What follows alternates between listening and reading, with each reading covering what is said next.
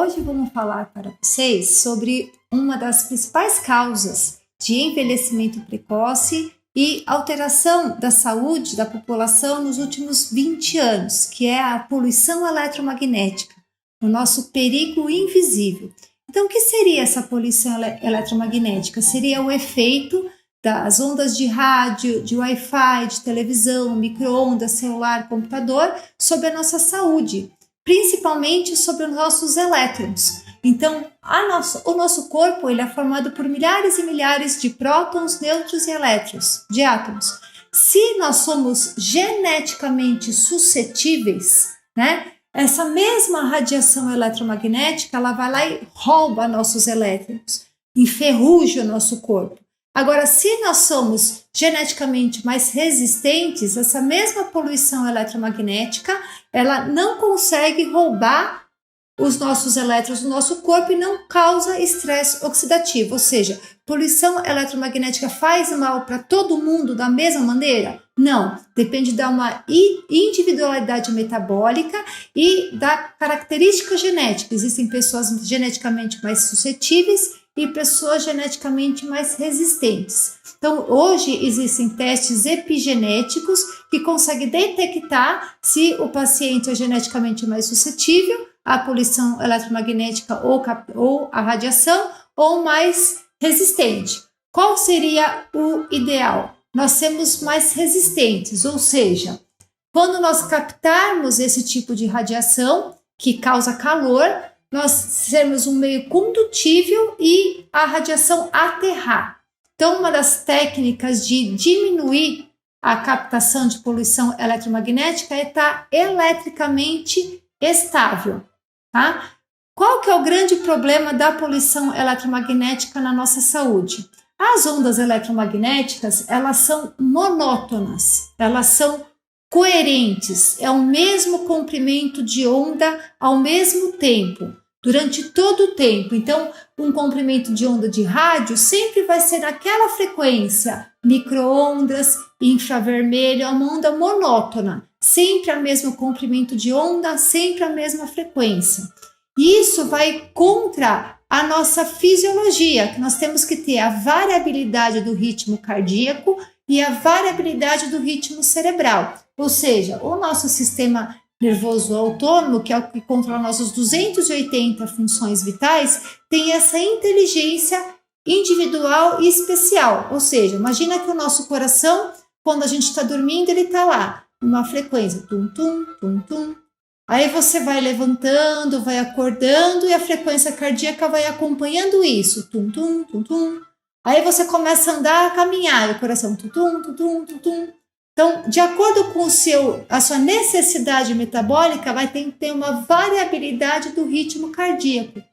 Isso também deve acontecer com a variabilidade do ritmo cerebral. Então, por exemplo, quando a gente está acordado, a gente tem a onda beta, que é uma onda elétrica mais acentuada. Conforme a gente vai ficando mais calmo, mais relaxado, a gente começa a emitir ondas alfa, são ondas um pouco mais lentas.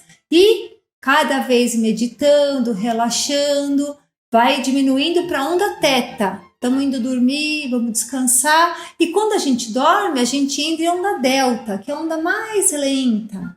Então, essa variabilidade das ondas cerebrais e cardíacas é o que faz a nossa fisiologia, o nosso corpo, se adaptar continuamente às nossas intempéries diárias.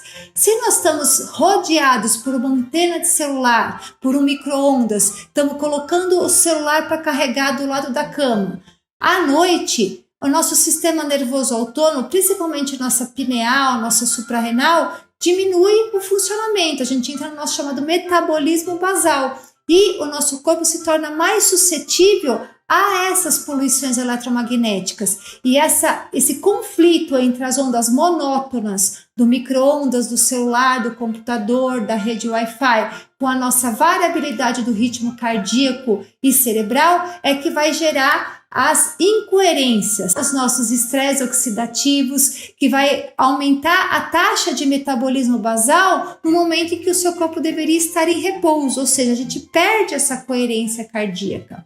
Então, isso é o mais importante. Quais são os sintomas que você pode observar na tua pele, no teu cabelo, no teu corpo, que você está captando mais a poluição eletromagnética e você está retendo mais essa energia fotônica, que causa aumento da temperatura corporal e estresse oxidativo. Um dos sintomas clássicos seria o aumento da eletricidade estática dos fios de cabelo. Quando a gente faz assim com a caneta, que o cabelinho começa a grudar, significa aumento da eletricidade estática. Se você naturalmente encosta na porta do carro e toma choque, abraça alguém e toma choque, seu cabelo está sempre eletricamente ativo, é sinal que você está captando essa poluição eletromagnética mais acentuadamente, não está tendo a capacidade de aterrar.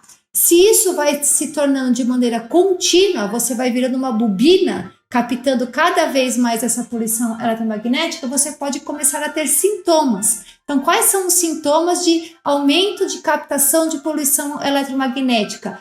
Depressão, irritabilidade, hipoglicemia, alteração da função mental, problema digestivo, ansiedade, dor de cabeça, fadiga, vertigem, baixa resistência à infecção, alergias, dores articulares e musculares e fraqueza muscular. Então, esses sintomas muitas vezes não são orgânicos, são elétricos.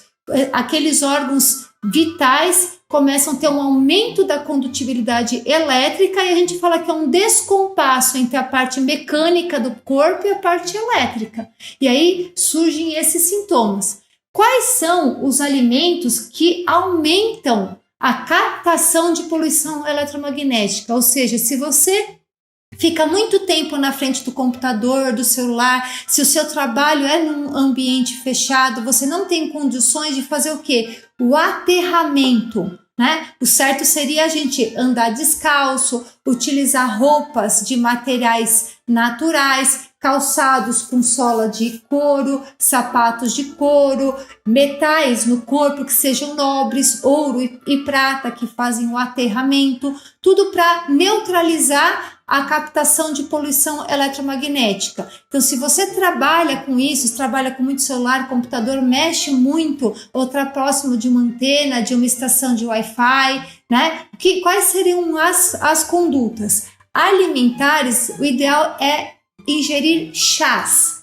O chá é uma água quase destilada. Quando nós aquecemos a água leve fica na superfície da chaleira e a água pesada se decanta. Quanto mais leve a água, quanto menos mineral tiver a água, menor a captação de poluição eletromagnética. Se o raio tiver que cair na piscina ou no mar, ele cai no mar, porque quanto mais metal, mais mineral, mais puxa, maior a condutibilidade elétrica. Então, quanto mais tomamos água leve, ou seja, o chá, é o mais ideal para neutralizar, diminuir a captação de poluição eletromagnética. Por isso que na China e no Japão, eles tomam água quente fervida, às vezes sem chá, para diminuir a captação de poluição eletromagnética e radiação nos períodos onde o índice de radiação nos locais afetados pelas bombas estão maiores. Então, vai essa dica.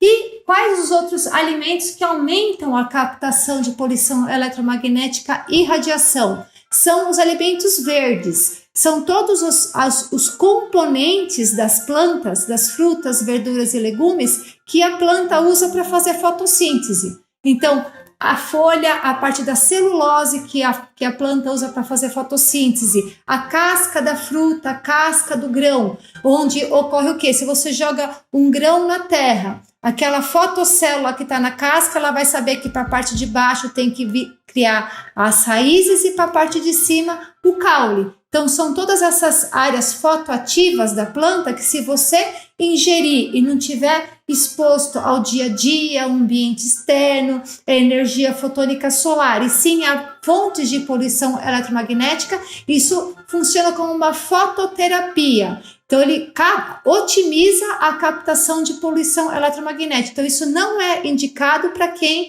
convive com meios de telecomunicação, celular, computador. Então, dieta sem verduras, sem casca, sem fibras, nada verde, nada cru, tudo cozido e, de preferência, nada que contenha a celulose. Nos dias que a pessoa vai ficar em ambiente externo, descalço, em contato com a natureza, não tem problema. Então, é uma alimentação epigenômica de acordo com o estilo de vida da pessoa.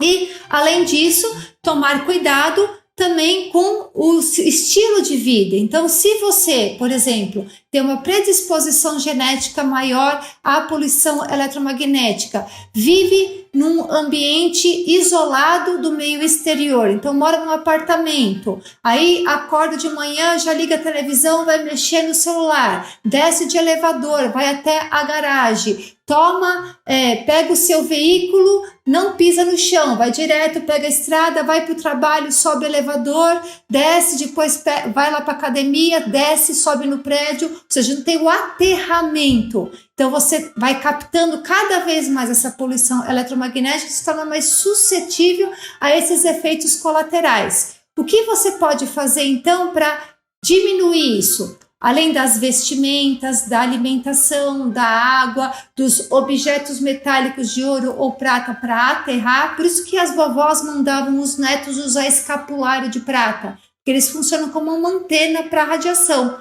Então, se você usar uma correntinha de prata, um anel de prata, o fato de ficar próximo da fonte eletromagnética vai oxidar o metal e não o seu timo, não a sua suprarrenal, não a sua pineal.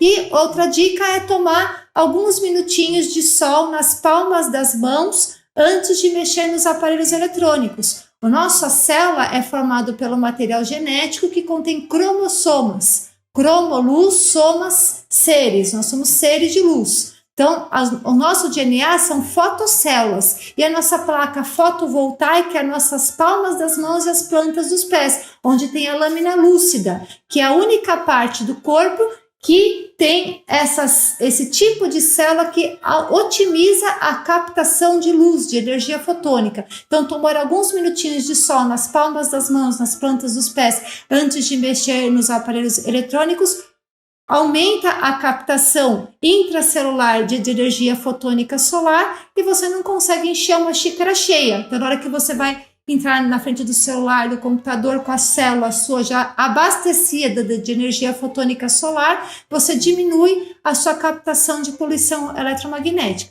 Então, vai a dica aí de níveis ótimos de saúde, energia e alta performance.